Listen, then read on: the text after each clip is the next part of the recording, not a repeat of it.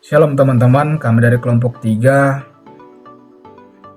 ingin menjelaskan sedikit dari bahan diskusi presentasi kami, yaitu kajian etika Kristen, peran gereja dalam menyikapi fenomena homoseksual di Indonesia. Berikut ada nama-nama kelompok kami. Yang pertama ada Desi Huta Barat, selanjutnya ada Anada, ada Esra Tanamal, ada saya sendiri, Jordan Tiffany Siregar. Berikutnya ada Sonia Karo-Karo, ada Johannes Re Jeremia Syagian, dan ada Johannes Siregar, dan yang terakhir ada Netrani Tesim. Perkenalkan, saya Desi dengan NIM 71 2021 184. Di sini saya akan membahas latar belakang. Di dalam poin pertama itu homoseksualitas sebagai isu kontemporer, di mana kita ketahui bahwasannya homoseksualitas ini sering kita dengar, dan bahkan dalam abad ke-21 homoseksualitas ini dianggap lazim. Berbicara terkait homoseksualitas ini melibatkan yang namanya gay dan lesbi. Gay dan lesbi ini bisa kita katakan sebagai individu yang menyukai sesama jenis. Nah, homoseksualitas yang saya bahas di atas itu dipandang sebagai tanda kutip hal yang bertentangan. Oleh karena itu, dalam poin kedua, di sini etika hadir untuk menjamin kestabilan, keteraturan, dan menjaga perilaku manusia agar tidak bertentangan. Selanjutnya, pada poin ketiga, yaitu transformasi orientasi etika Kristen pada firman Tuhan. Dalam pembahasan terkait etika, kita tahu bahwasannya etika ini merujuk hukum normatif yang universal. Nah, ketika etika tersebut memasuki keagamaan, terjadinya sebuah transformasi orientasi etika, yakni berlandaskan pada firman Tuhan maupun Injil. Selanjutnya, pada poin keempat, yaitu Alkitab dan pembahasan tentang homoseksualitas. Nah, Alkitab itu tidak pernah membahas homoseksualitas secara eksplisit, tetapi Alkitab itu membahas terkait gay dan lesbi itu secara implisit. Oleh karena itu, dalam poin terakhir, dengan topik pembahasan kelompok ini terkait peran gereja dalam menyikapi kasus homoseksualitas, penting untuk diketahui sikap etis gereja yang sepatutnya dilakukan tentu berlandaskan pada Alkitab sebagai dasar beretika terhadap kasus homoseksualitas. Perkenalkan, nama saya Johannes Siregar dengan NIM 71 2021 289.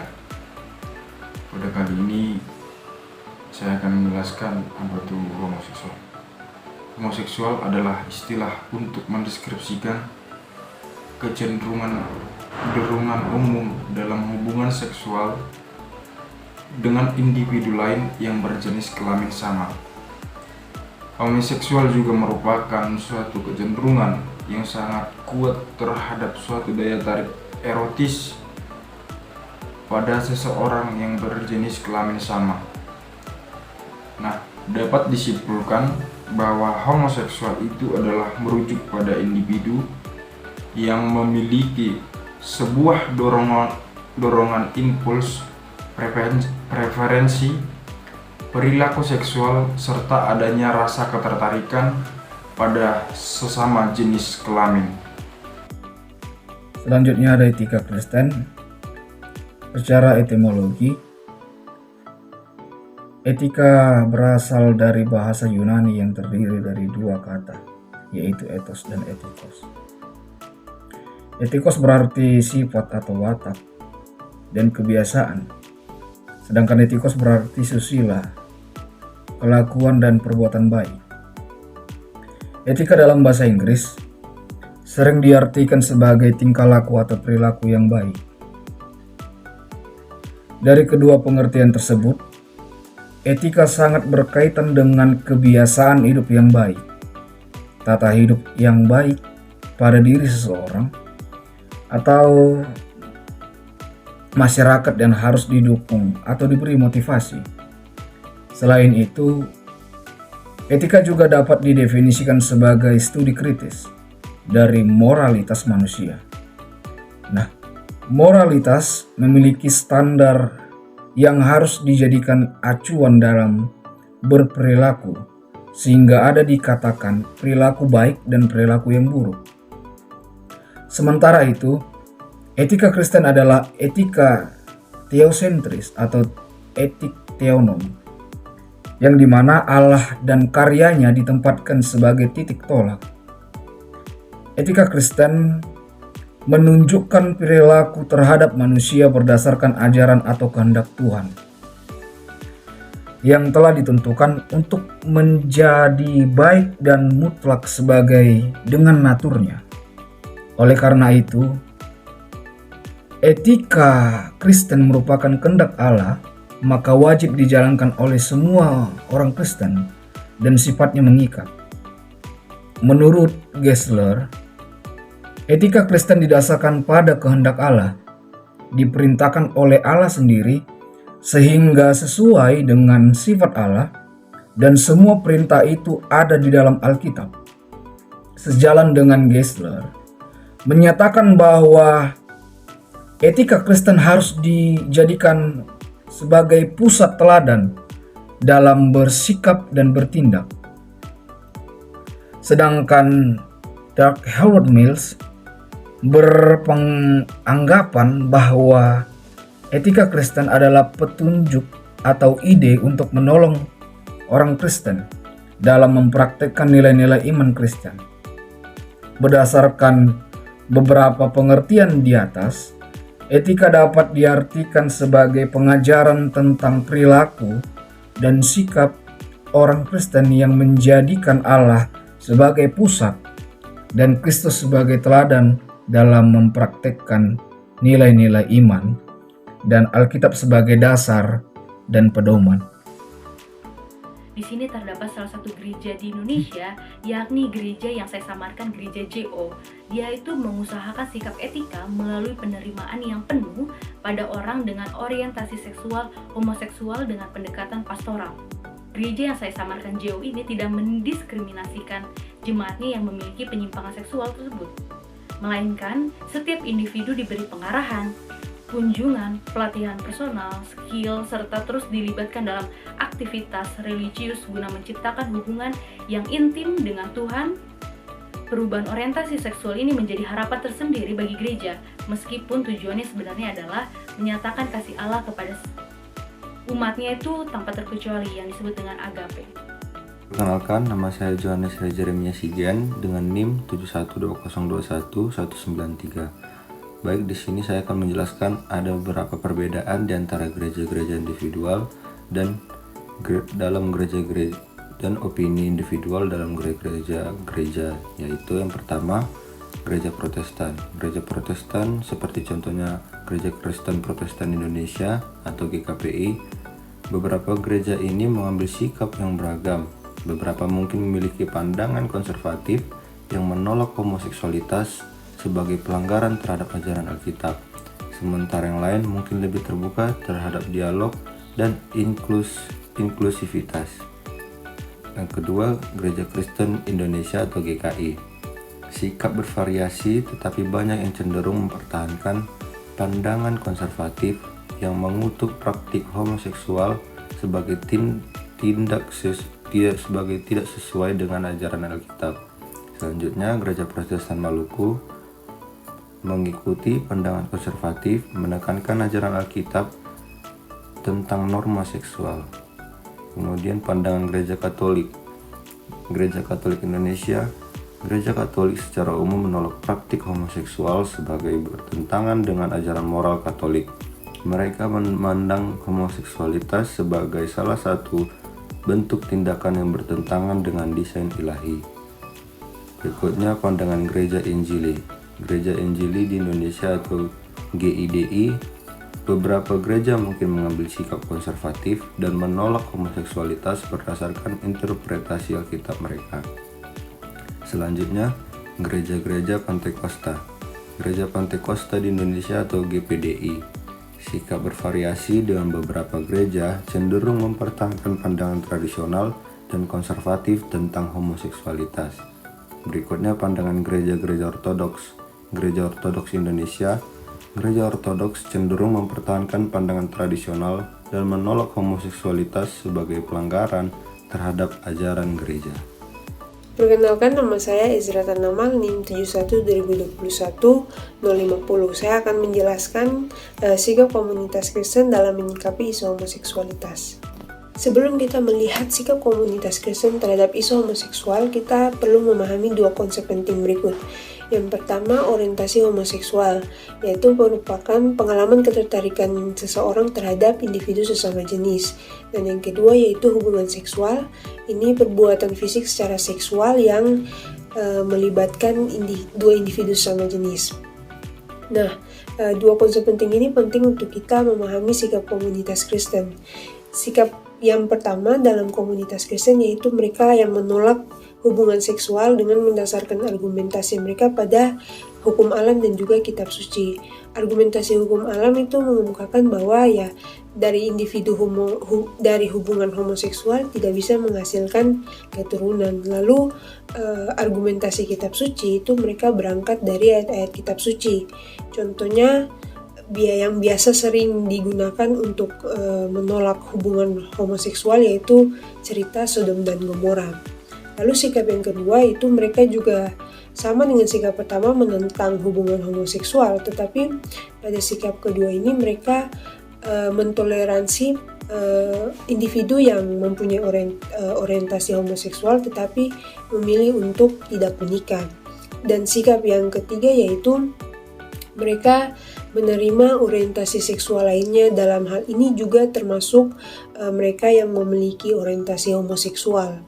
Dan sikap yang keempat yaitu mereka melihat suatu hubungan itu bukan dari apakah individu itu sesama jenis atau tidak sesama jenis, tetapi kualitas hubungan yang dibangun. Jadi meskipun individu tersebut ada dalam hubungan sesama jenis, artinya perempuan dengan perempuan, laki-laki dengan laki-laki atau homoseksual, tetapi jika hubungan yang mereka bangun itu memiliki kualitas yang baik, dalam artian kedua pasangan sesama jenis ini saling mendukung dan lain sebagainya, untuk sikap yang keempat mereka menerima keduanya.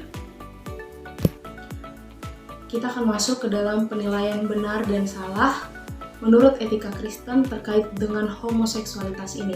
Perkenalkan, nama saya Ananda dengan NIM 71-2021-278. Alkitab adalah dasar dalam etika Kristen. Alkitab sebagai dasar etika Kristen memberi pandangan yang sangat jelas mengenai homoseksualitas ini, baik dalam perjanjian lama maupun dalam perjanjian baru. Yaitu, dalam Alkitab menentang adanya praktek homoseksualitas ini, atau secara tidak langsung tidak menyetujui praktek homoseksualitas ini. Kita dapat melihat pada Alkitab, yaitu kitab Kejadian 19 ayat 5 yang merupakan suatu petunjuk yang pertama dalam Alkitab tentang homoseksualitas.